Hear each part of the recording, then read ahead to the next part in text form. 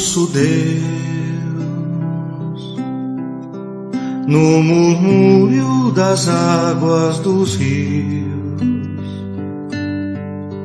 Ouço Deus no furor dos ciclones bravios. Ouço Deus no cantar matinais dos pardais. Ouço Deus no lamento de pobres mortais. Vejo Deus nas estrelas perenes de luz. Vejo Deus no esplendor que a alvorada traduz. Vejo Deus no suave perfume da flor. Vejo Deus no adeus companheiro da dor. Sinto Deus na saudade que evoca a lembrança. Sinto Deus no morrer de febris esperanças. Sinto Deus na tristeza de ver-te partir. Sinto Deus na tua volta, irmão, a sorrir. Ouço Deus no murmúrio das águas dos rios. Vejo Deus no furor de ciclones bravios. Sinto Deus no cantar matinais dos pardais. Ouço Deus no lamento de pobres mortais.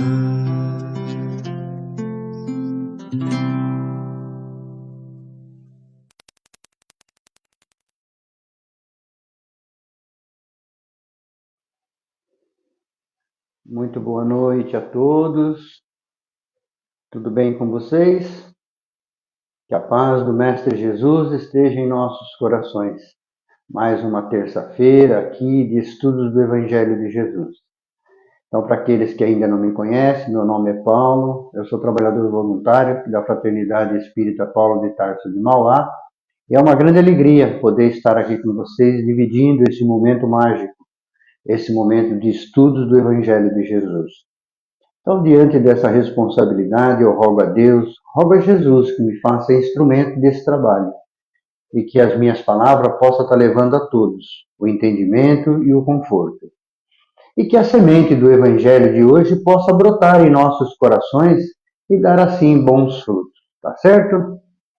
Gente, quando nós nos colocamos a ouvir o Evangelho, a trazer o Evangelho para dentro dos nossos lares, nós somos imediatamente assistidos por espíritos benfeitores, pelos mensageiros celestes de Jesus, que farão na nossa casa uma grande limpeza, retirando dali todas as formas de miasma, de maus pensamentos, de negatividade, deixando assim o nosso lar muito tranquilo, muito sereno e iluminado. E quem nos dá essa certeza é o próprio Cristo, onde lá em Mateus, no capítulo 20, Jesus disse assim: onde estiver duas pessoas ou mais falando em meu nome, eu lá estarei. Então, minha gente, não tenham dúvida, Jesus está conosco nesse momento. Então, quem quiser colocar um copo com água ou uma jarra com água para ser fluidificada, fiquem à vontade, tá bom? Então, nesse momento, eu convido a todos a serenar os pensamentos, aliviar os corações, deixando de lado todas as atribulações do dia, e vamos sentindo essa paz emanada por Jesus. Vamos sentindo tranquilidade, vamos sentindo a presença do nosso anjo de guarda, esse amigo tão querido que sempre está conosco, que nunca nos abandona. Vamos agradecendo aos médicos do espaço que já se fazem presente ao lado de cada um de nós, já derramando o remédio que tanto necessitamos.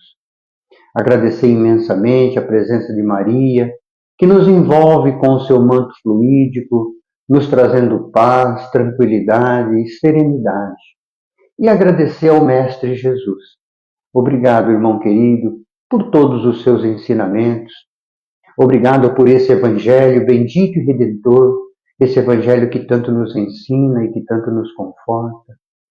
Jesus, então, com um olhar meigo, nos estende a mão e nos convida a caminhar em direção ao Pai da vida. E diante dessa luz imensa, nós espiritualmente de joelhos vamos agradecendo, Pai, obrigado. Obrigado, Senhor, pelo nosso despertar no dia de hoje. Obrigado pelas refeições que fizemos. Obrigado, Pai, pela oportunidade bendita do trabalho. E obrigado, Senhor, por mais essa oportunidade de encarnação. E assim, agradecidos que somos, queremos louvá-lo com a prece que Jesus nos ensinou. Pai nosso que estais no céu, santificado seja o vosso nome. Venha a nós o vosso reino e seja feita a vossa vontade, assim na terra como no céu. O pão nosso de cada dia dai-nos hoje. Perdoa, Pai, as nossas ofensas, assim como nós perdoamos aquele que nos tem ofendido. E não nos deixe, Senhor, cair em novas tentações. E nos livre sempre, Pai, de todo o mal. Senhor, é teu o poder, o reino e a glória, para todo sempre. Louvado seja nosso Senhor Jesus Cristo. Que assim seja. Graças a Deus.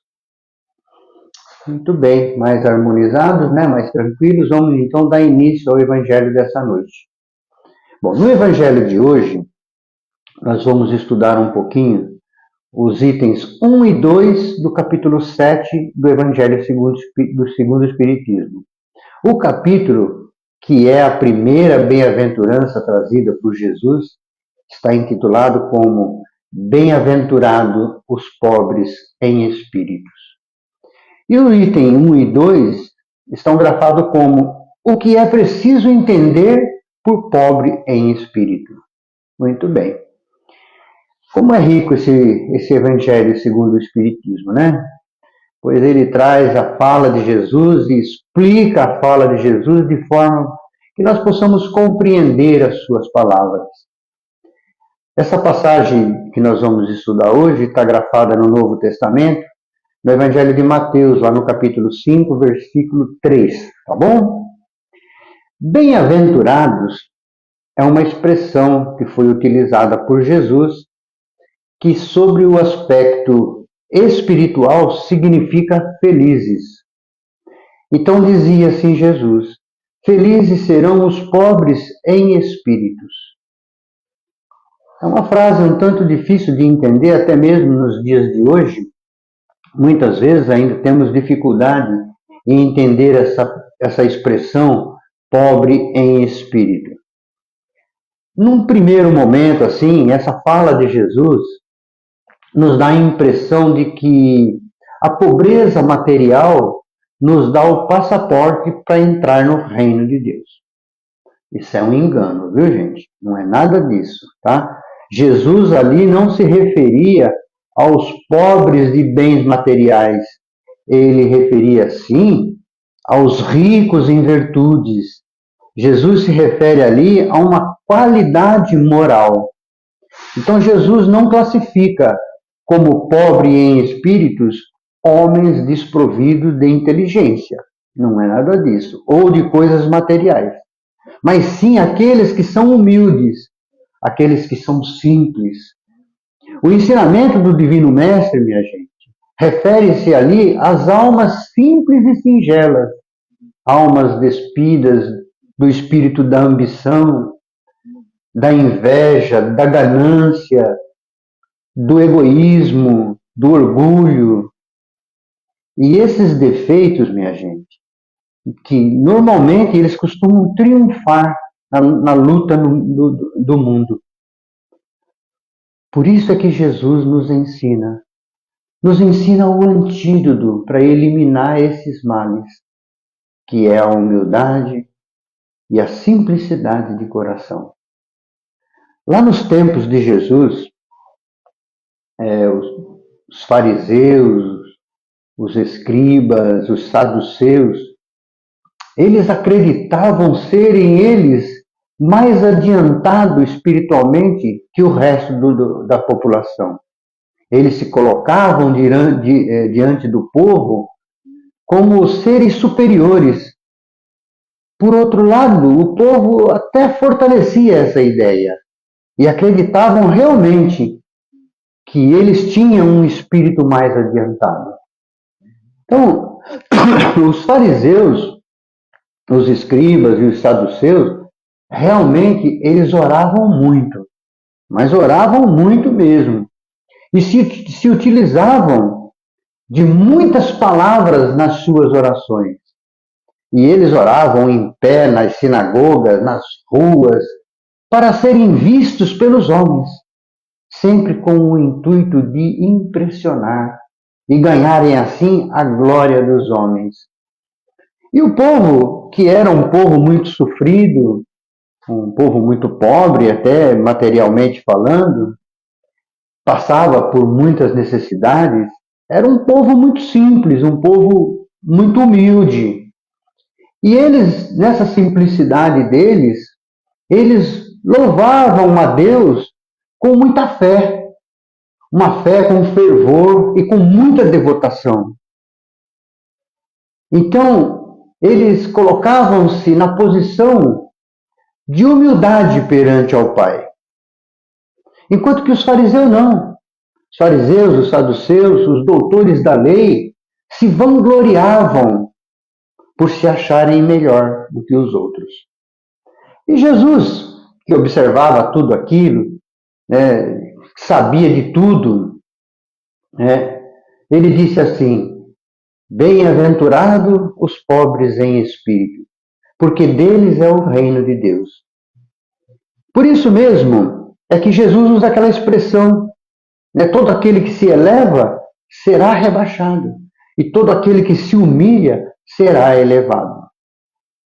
Ser pobre em espírito, minha gente, é reconhecer em primeiro lugar a grandeza de Deus, reconhecer a sua soberania, reconhecer a sua bondade, reconhecer a sua justiça, reconhecer a sua misericórdia e reconhecer também a nossa pequenez diante do Criador e reconhecer que somos seus filhos e como seus filhos que somos, lhe devemos obediência.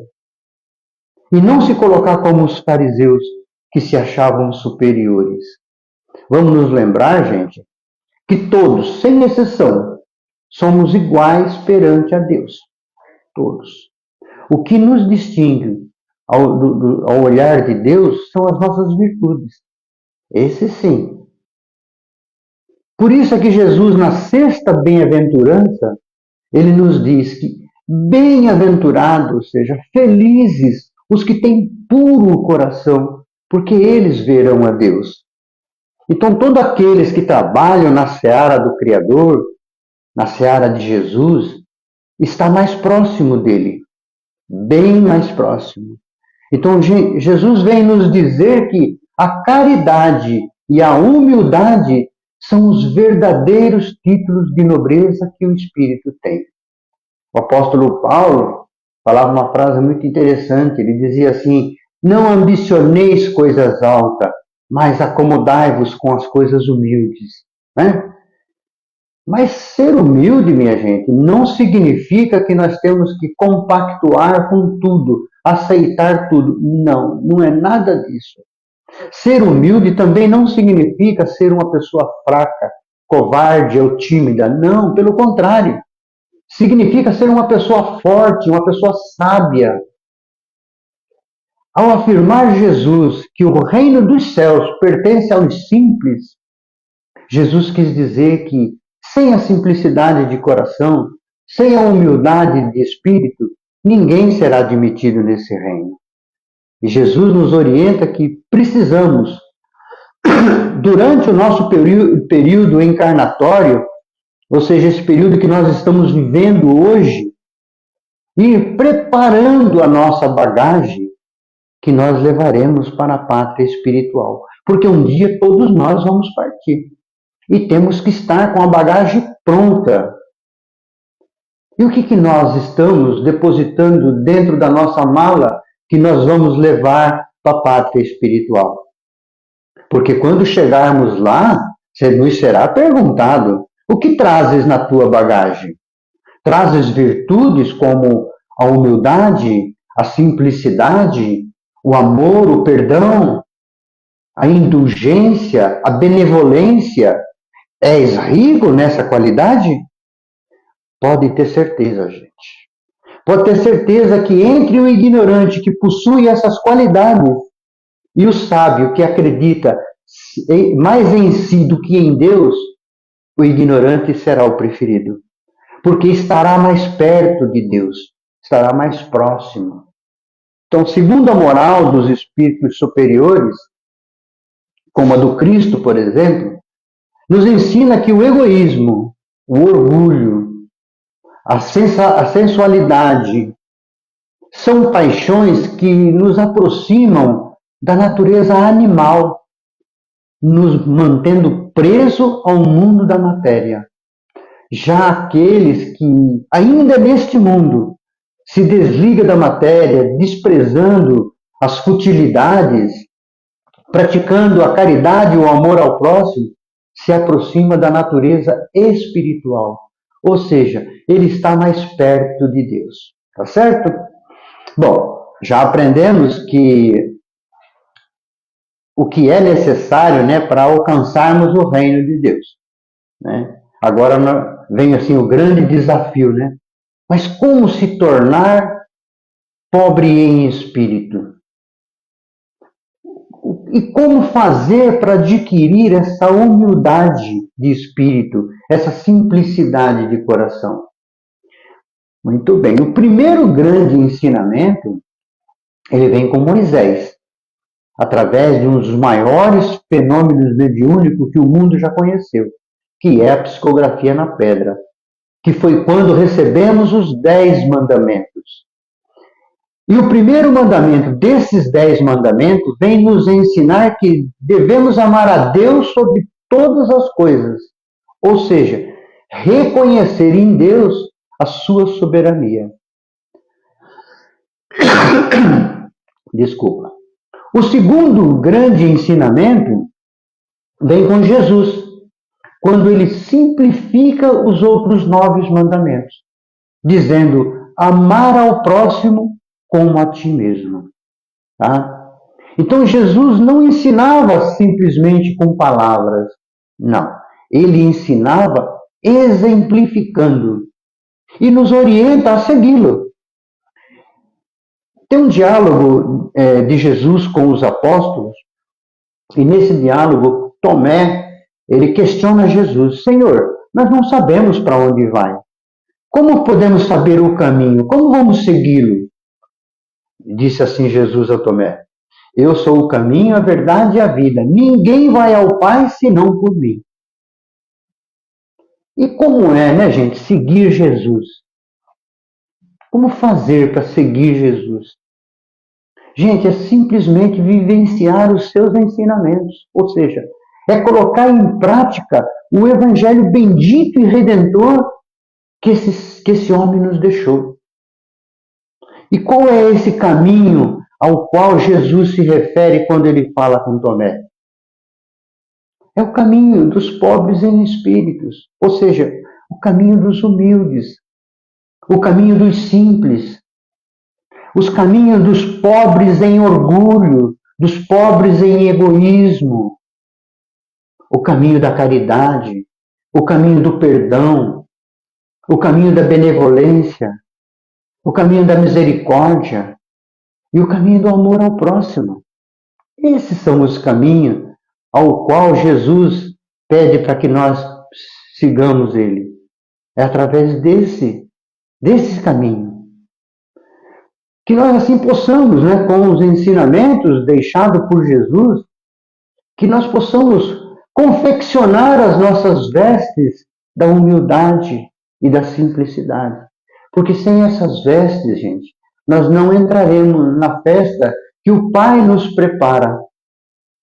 Para entrar nessa festa, nós precisamos dessas vestes, que é confeccionada com a brandura, com a doçura, com o amor. Então, que nós possamos confeccioná-las agora em nós, para que nós possamos entrar no reino de Deus como verdadeiros cristãos, simples, humildes, porém sábios. No Evangelho segundo o Espiritismo, no capítulo 6, o Espírito Verdade nos traz dois grandes ensinamentos. O primeiro é instruir-vos e o segundo é amar. Então, que nós possamos buscar o conhecimento para que nós possamos aplicar os ensinamentos de Jesus com clareza, de forma que nós possamos atender o que o Cristo nos pede, que nós possamos ser humildes e que nós possamos ser simples. É esse o caminho para o reino de Deus, tá certo? Então vamos mais uma vez agradecendo a Deus, nosso Pai Todo-Poderoso. Senhor, permita, Pai, que nós possamos receber a sua luz, nós possamos ser abraçados por Jesus nesse momento. Deus, nosso Pai, que sois todo poder e bondade, dai força, Pai, àquele que passa pela provação. Dai luz, Senhor, àquele que procura a verdade. Pondes, Pai, no coração do homem a compaixão e a caridade. Senhor, dai ao viajor a estrela guia, ao aflito a consolação, ao doente o repouso, à criança o guia e ao órfão o Pai. Senhor, que a sua bondade se estenda sobre tudo que criastes. Piedade, Senhor, para aqueles que ainda não te conhecem. Esperança para aqueles que sofrem. Que a vossa bondade permita aos Espíritos Consoladores derramarem por toda parte a paz e a esperança.